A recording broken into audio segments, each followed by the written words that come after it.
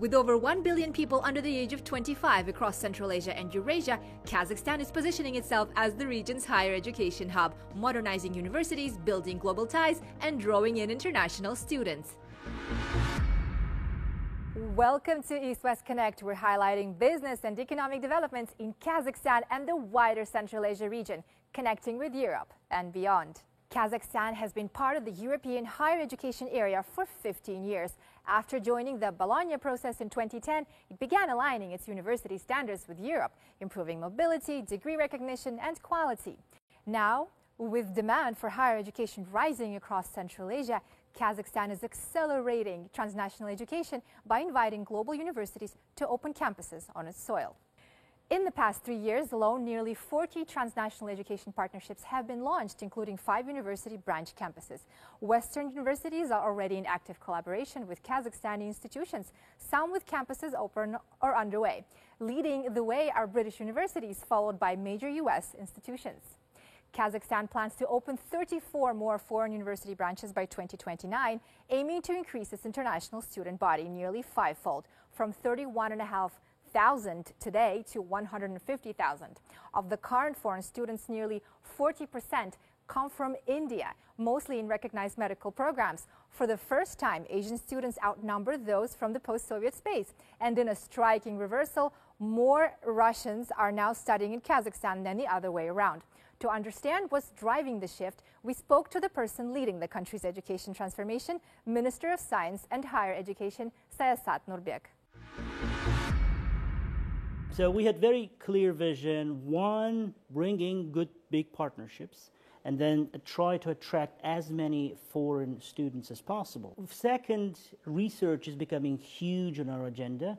A lot of these great universities now have access to critical minerals, for example. And so we are launching several joint research centers in critical minerals enrichment, and mining, and metallurgy. How are international and domestic students supported in their entrepreneurship and deep tech development? Every single university student in Kazakhstan will have to go for AI courses, get certificate. Out of 650,000 students, over 4,000 students already have certificates. Then we're launching a $100 million seed fund just to fund AI startups of these college students and faculty members.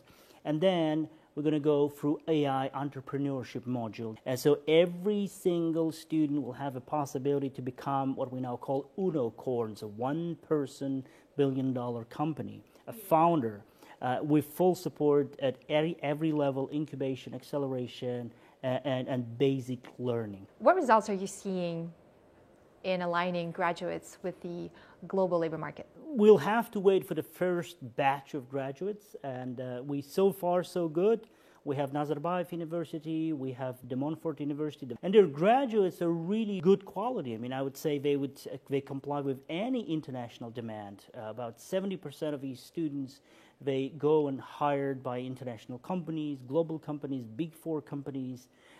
Some of them pursue their academic careers in top universities, best Ivy League, best Russell Group, best research-intensive universities in the world for their master's programs, PhD programs. They stand up to any international standard given by large companies, Fortune 500 companies. Well, Mr. Minister, it was such a pleasure having you on our program today. Thank you for carving out the time out of your busy schedule for us. Thank you. Thank you for having me.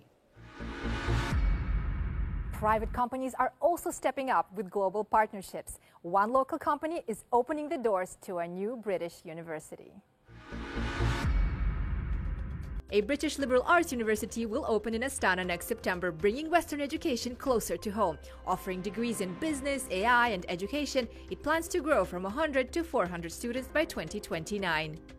My plan is for it to set the new standards, especially in a commercially competitive field, where other big players will have to accept these rules and will have to improve their quality and will have to really care about their students and what kind of people their students will become. Gabit Bekakhmetov says Kazakhstan's regional position and cultural diversity make it uniquely attractive for students seeking a cross-border education. In combination with the Soviet fundamental science, with the Chinese advances, innovations, with the Western standards and expectations and ambitions, and all this, and some kind of oriental kindness and hospitality included in that, and combined with our nomadic dynamism, I think this is going to be a success recipe. With more Western campuses opening, Gabit Bikakhmetov believes Kazakhstan is on course to become a globally competitive education model. 4 of Kazakhstan's top research universities have launched supercomputers with a combined capacity of 32 petaflops. That's 32 quadrillion calculations per second, powerful enough to train AI models, process vast databases, and run advanced scientific simulations. The country's flagship English language university is leading the way. Joining us in the studio is Nazarbayev University President Wakar Ahmad. Mr. Wakar, welcome and great to have you on. Thank you for the invitation. I'm delighted to be here. Can you tell us more about the types of fundamental and applied research your university plans to conduct with the supercomputer capabilities? Prime example is the development of Kaz-LLM. And as we develop further, we would need even greater computing power in order to do that. If you think that the basic model which was developed, the Kaz-LLM, is largely text-based. So Kaz-LLM was a basic model. We're now building on it. So there are new systems which focus on voice recognition. There are new tools which are using image processing and so on. And some of the new models which will be developed in this area are going to be all singing, all dancing models, which use text, which use sound, which use image, and so on. Can you tell me how joint funds help reinforce Kazakhstan's standing as a regional academic and innovations hub? We are developing new kinds of partnerships, but we're also looking at how we can use the money that we invest in research jointly. So let's say that if we are investing $1 million in research in a particular area, if we were to go into partnership with 2 other universities, and if they were to match our funding, we now have $3 million that we can bid for and they can bid for. But it also has the inbuilt advantage of collaborative research, which would be of higher quality. It would get published in more prestigious journals. More people will use it. It would enhance the reputation of the university and the reputation of the country. And it would also address fundamental questions which face, whether they face the economy, whether they relate to climate change, whether they relate to international relations, and so on.